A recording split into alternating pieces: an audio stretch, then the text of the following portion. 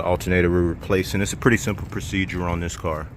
The reason we're replacing it is not because it was draining the battery, but it was actually producing way too much voltage. The voltage regulator is bad inside the alternator, so I just recommended for a replacement. First, I made sure that it was, in fact, you know, too much voltage, which I'm sure it was, but just to confirm.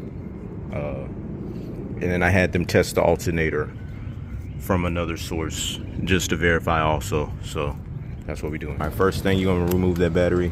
Just the cables, two 10 millimeters. It's gonna be a 16 millimeter for the tension. There's gonna be some E10s right there to move the tensioner out the way. And then it's probably gonna be an E14 right there, and another one behind there. 13 millimeter right there. Good to go.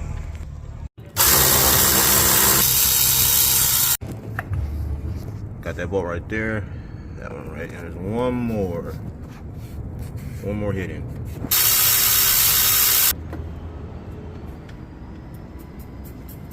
And that's the new alternator.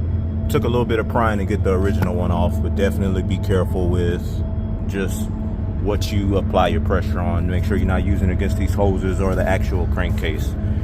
You don't want to damage anything, or the AC compressor. Just be patient with it.